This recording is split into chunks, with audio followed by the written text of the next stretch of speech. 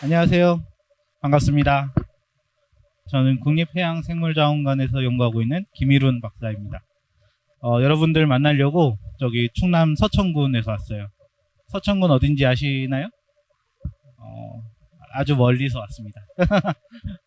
오늘 저는 해양 쓰레기가 해양 생태계에 얼마나 위협적인가에 대해서 여러분들께 소개를 드리려고 왔고요.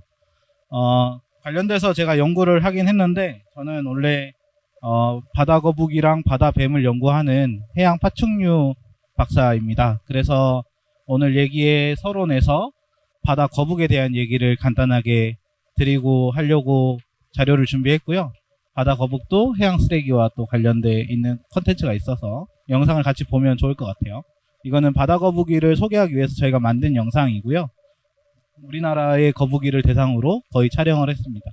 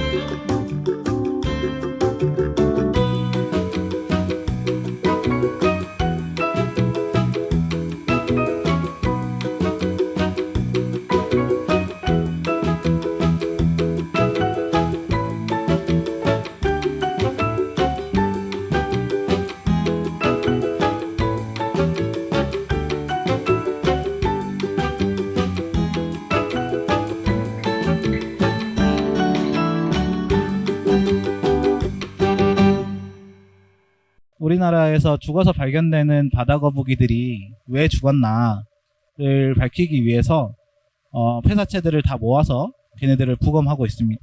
지금 한 80마리 정도를 부검해서 저희가 장기에서 쓰레기가 얼마 나오는지를 봤는데 한 7, 80%의 개체에서 해양 플라스틱 쓰레기가 나오고 있습니다. 그 중에 일부는 플라스틱 쓰레기가 장기에 구멍을 뚫는다거나 아니면 장기를 막아버린다거나 아니면 위에 플라스틱 쓰레기가 가득 차서 얘네가 배부르다고 느껴서 음식을 먹지 않아서 죽음에 이르는 그런 사례들이 한 1, 20% 정도 됩니다. 이만큼 우리나라 바다도 안전하지 않다. 여러분들이 피부로 느끼지는 어렵지만 그거에 대한 관심을 좀 가져줘야 되겠다라는 것을 서두로 말씀드리면서 강의 시작하겠습니다.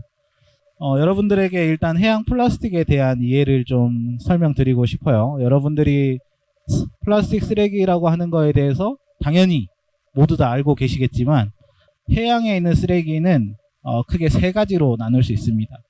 바닷가에 여러분 그 해수욕장에 놀러 가면 해수욕장에 쓰레기를 보면서 눈살 찌푸리신 적 많이 있으시죠?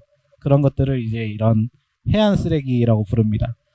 파도에 떠밀려서 바닷가 모래사장으로 올라오거나 아니면 여러분들이 보기 힘든 바위 틈 같은 데에 많은 쓰레기들이 모여있는 그런 것들이 있고요. 이 부유 쓰레기라고 하는 거는 많은 쓰레기들이 물보다 가볍기 때문에 물 위에 떠서 해류를 따라가지고 계속 떠돌아다닙니다.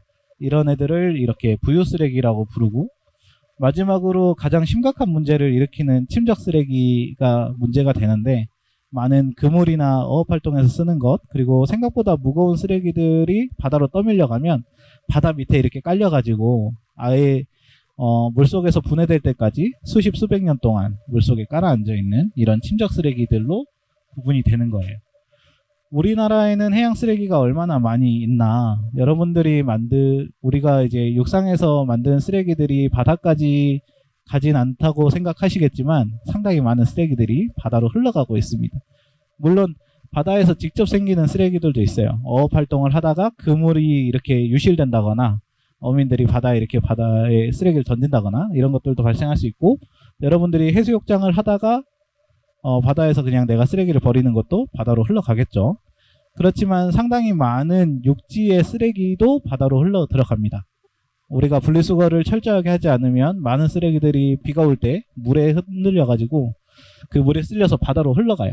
우리나라에서는 1년에 약 17만 톤 정도가 해안으로 쓰레기로 밀려 들어오고 있는데 이 쓰레기들 중에는 이렇게 육상에서 오는 것 그리고 바다에서 만들어지는 것들이 있죠. 이 중에 한 8만 톤 정도는 나무, 꽃 이런 것들이 그 태풍에 쓸려가지고 바다로 들어가는 거기 때문에 바다에서 다 분해가 돼서 없어져요.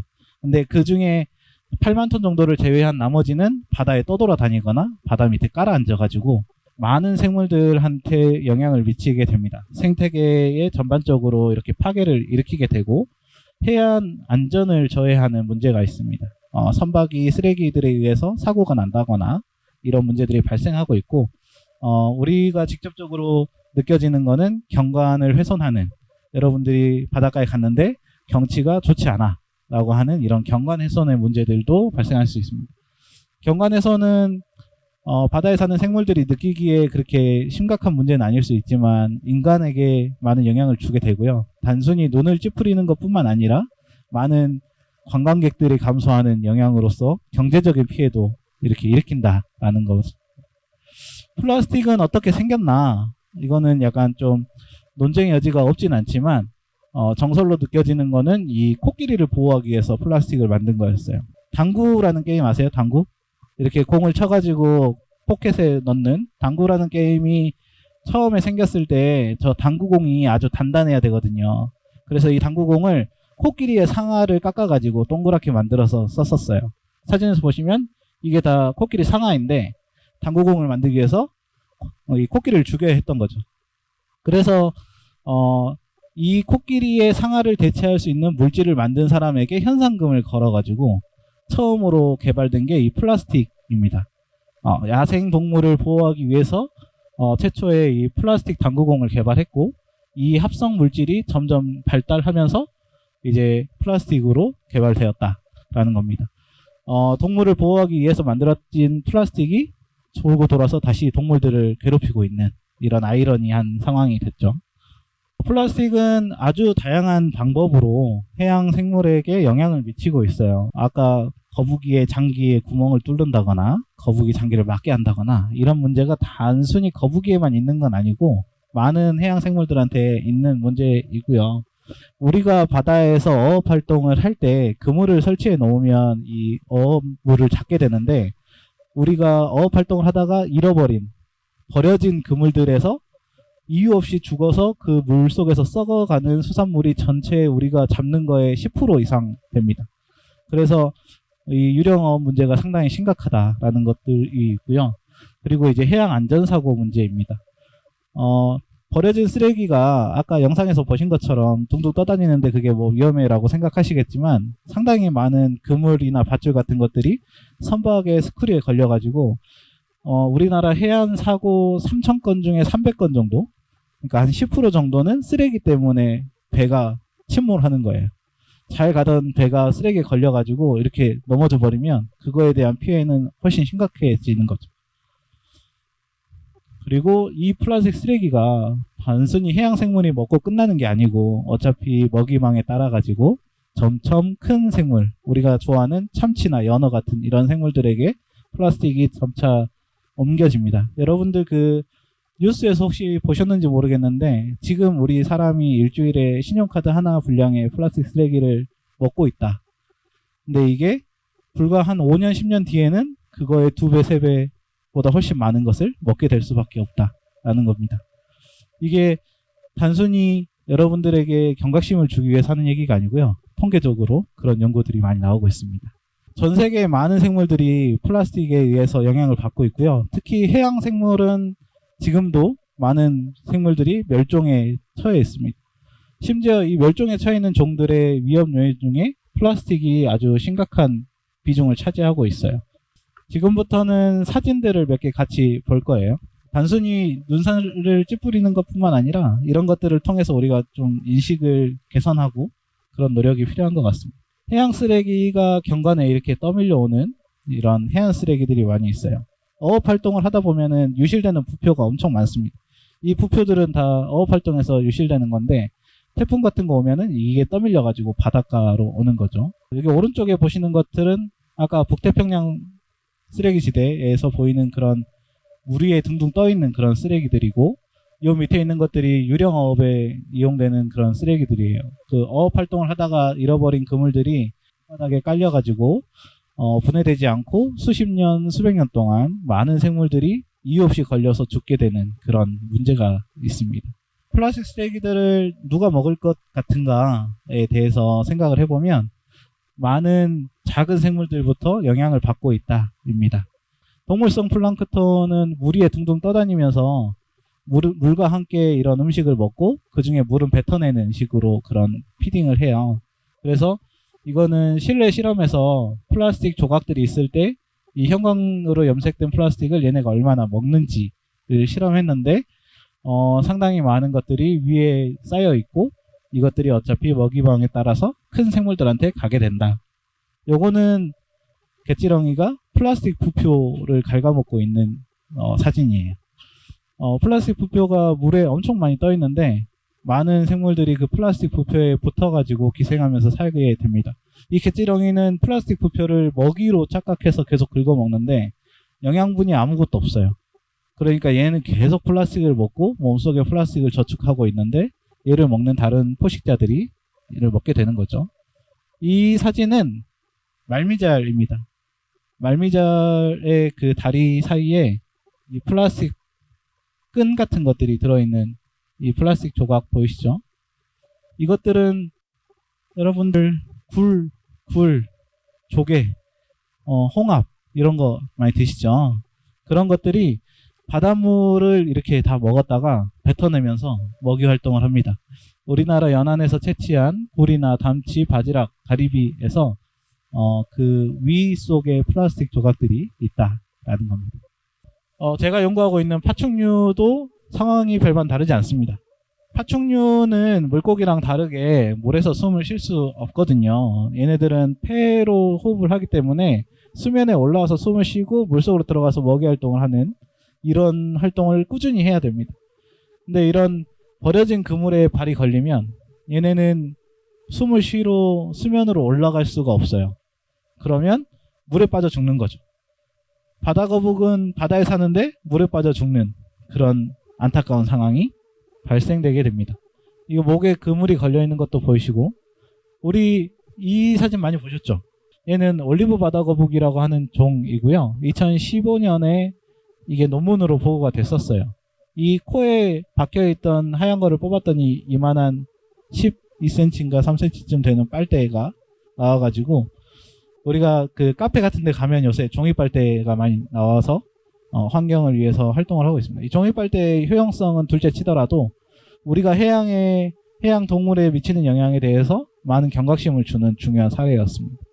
얘는 사다새라고 하는 새인데 아주 장거리를 이동하면서 바다에서 상당히 강력한 굴림을 하는 새인데 도도하게 쓰레기 더미 위에 앉아있죠. 제가 이 사진을 왜 올려놨느냐, 이 새는 이게 앉아가지고 쉬고 있는 게 아니고 이 쓰레기에 발이 걸려가지고 못 움직이고 있는 거예요. 날아갈 수가 없으니까 얘는 여기서 계속 묶여있다가 죽음에 이르게 되는 거죠. 많은 새들이 비슷한 상황을 겪고 있습니다. 이거 부리에 그물이 걸려있는 애, 이런 류의 쓰레기들에 의해서 많은 영향을 받고 있고요. 알바트로스라고 하는 새를 다룬 다큐인데 이 새가 있는 섬이 내륙에서 2000km 이상 떨어져 있는 무인도였습니다. 그 섬이 쓰레기로 다 둘러싸여 있고 거기 있는 새들이 이렇게 죽어나가고 있었어요. 왜냐면 얘네들이 플라스틱 쓰레기를 먹이라고 착각하고 먹고 있었어요.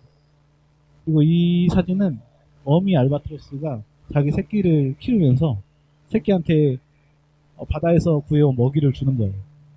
그리고 이 새끼는 이제 성체가 되지 못하고 죽음에 이르는 그런 안타까운 다큐멘터리입니다. 여러분 유튜브에서 꼭 알바트로스라고 한번 찾아서 보시면 좋겠습니다. 포유류는 다를 것 같지만 여러분 고래, 아주 큰 고래도 크게 실상이 다르지 않습니다. 이 기강류라고 하죠. 바다사자나 물범, 물개 이런 애들은 상당히 큰 지능을 가지고 있어가지고 그리고 원하는 먹이를 먹거든요. 그래서 플라스틱 쓰레기를 오인해서 먹는 일은 잘 없어요. 근데 얘네들은 어민들이 어업 활동을 할 때 그 그물 안에 걸린 물고기를 잡아먹으려고 들어갔다가 목이 걸리는 이런 사례가 아주 발생하고 있습니다. 안타깝지만 이 장기 내에서 이런 것들이 조금씩 나오기도 하고요. 고래는 조금 더 심각합니다. 여러분 고래가 크게 두 종류로 나뉘는데 혹시 아는 분 있나요? 그래요. 이빨고래랑 수염고래로 나뉘죠. 이빨고래는 강력한 이빨로 먹이 활동을 하기 때문에 상당히 많은 먹이를 이렇게 잡아먹기 때문에 원하는 먹이를 먹지만 수염고래는 그렇지 못합니다. 수염고래는 바닷물과 함께 많은 크릴이나 작은 어류들을 잡아먹고 이 수염을 통해서 물을 뱉어내면서 그 음식을 먹기 때문에 그거와 함께 아주 많은 플라스틱 쓰레기를 먹게 되고요. 한번 장기 안으로 들어간 쓰레기는 다시 토해내기가 어려운 그런 구조를 가지고 있어요. 이거는 한 마리에서 나온 고래 배에서 나온 플라스틱 쓰레기들입니다. 금속도 있고요. 이렇게 쓰레기를 먹음으로써 장기에 손상을 받아가지고 죽는 그런 것들도 많이 있고 여기 보시면 그물에 고래가 걸려가지고 도망치지 못하고 죽는 그런 개체들이 있습니다. 고래도 아까 거북이와 마찬가지로 폐로 숨을 쉬러 수면에 올라와야 되기 때문에 얘네들도 익사에 일으키는 그런 많은 사례가 있습니다. 그래서 해양 쓰레기에 의한 피해가 이렇게 심각한데 그래서 너희는 뭐하고 있냐 라고 질문을 하실까봐 이 챕터를 가져왔어요. 우리가 개인적으로 할 수 있는 것 뿐만 아니라 바다는 전 세계가 다 통해 있기 때문에 범국민적으로 그리고 전 세계가 같이 공동의 노력을 해야 돼요. 그래서 UN이라고 하는 아주 큰 연합체가 있죠. UN에서는 해양 쓰레기와 무해세 플라스틱에 대한 국제 대응을 하기 위해서 같이 노력하고 있고 전 UN에 가입한 많은 나라들이 공동으로 해양에 있는 플라스틱 쓰레기를 저감하기 위한 제도를 하고 있습니다. 그리고 이제 미국 같은 경우는 노아라고 하는 해양 대기청에서 이 160개 프로그램을 통해서 많은 해양 쓰레기를 제거하고 있고요. 요새 그 오션 클린업이라고 혹시 들어보셨나요? 그 해양 쓰레기를 제거해야 된다고 하는 자선 환경운동 단체인데 기금을 모아가지고 아까 그 북태평양 쓰레기 지대에 있는 쓰레기를 치우겠다는 그런 프로젝트를 하고 있습니다. 이 배는 태양열로 움직이면서 강물에 위에 떠 있는 쓰레기를 수거하는 그런 그 동력을 화석 연료를 쓰지 않고 계속 강물의 쓰레기를 제거하는 그런 배예요. 이 밑에는 아까 그 북태평양 쓰레기 지대의 쓰레기를 바다에서 육지로 끌고 올라가서 분리수거하고 쓰레기를 정당한 방법으로 소거하는 그런 활동을 하는 겁니다. 많은 NGO들이 활동을 하고 있어요. 그린피스라고 하는 그런 데는 이 경각심을 만들기 위해서 해양에서 나온 쓰레기들로 고래를 만들어서 전시를 한다거나 여러분들에게 캠페인을 하는 거죠. 실제 바다에 들어가서 바다를 정리하는 활동을 한다거나 국제 연안 정화의 날이라고 있습니다. 9월 셋째 주 토요일 전 세계의 모든 나라들이 연안 정화를 같이 하는 날이에요. 여러분들도 9월 셋째 주 토요일에 바다에 가셔가지고 해양 쓰레기를 줍는 그런 활동을 같이 해주시면 좋을 것 같습니다. 우리나라에서는 뭘 하고 있나? 해양수산부도 상당히 열심히 노력하고 있습니다. 이 해양 쓰레기를 직접 이렇게 수거해서 치우는 활동들을 하고 있고요. 아까 많은 문제가 됐던 그 갯지렁이가 파고먹던 이 스티로폼 부표를 친환경 부표로 무료로 교체해주는 그런 활동들을 하고 있어요. 그리고 해양 쓰레기를 치워주는 바다 환경 지킴이라고 하는 그 우리 육지에 청소하시는 분들과 같은 역할을 바다에서도 바다 환경 미화원을 하고 있고요. 그리고 이제 아까 그 유령어업이 심각하다고 말씀드렸는데 그물을 물속에서 분해되기 쉬운 재질로 만들어서 이게 몇 년 지나면 물속에서 분해돼서 없어지도록 하는 그런 것들을 개발하고 있습니다. 그리고 2030년까지 쓰레기 발생량을 60% 그리고 2050년에는 제로화를 하겠다라는 당찬 포부를 가지고 있습니다. 그리고 아까 말씀드렸지만 연안 정화의 날이라고 9월 셋째 주 토요일에 여러분들이 바다에 가서 쓰레기를 줍는 활동을 같이 해주시면 좋을 것 같고요. 알죽 이 안전신문고에 해양 쓰레기 신고하는 그 배너가 하나 생겼어요. 여러분들이 가서 봤는데 해양 쓰레기가 아주 심각하다 그러면 안전신문고 어플에 들어가셔서 해양 쓰레기를 신고하시면 해수부에서 거기에 가가지고 이제 쓰레기를 수거하는 활동을 하게 되고요. 최근에 반려해변이라고 혹시 들어보셨는지 모르겠지만 많은 기업들이 특정 해수욕장 하나를 반려해변으로 지정해서 1년에 3번 이상 청소를 하고 그 반려해변을 자기가 반려동물처럼 관심을 가지고 그런 활동을 하고 있습니다. 이제는 학교 같은 것들도 반려해변을 지정해서 할 수 있도록 제도를 확대하고 있으니까요. 관심을 가져주시면 좋겠고 이 시글라스 같은 경우는 바다에서 버려진 유리들을 조각을 모아가지고 예술 작품을 만드는 그런 활동들입니다. 여러분들이 자연과 생물에 대한 관심을 가지고 쓰레기를 최소한으로 만들고 버릴 때 더 주의하고 분리수거를 조금 더 잘 해주시면 많은 해양 생물들이 지금보다 더 나은 삶을 살지 않을까라고 생각합니다. 긴 강의 들어주셔서 감사합니다.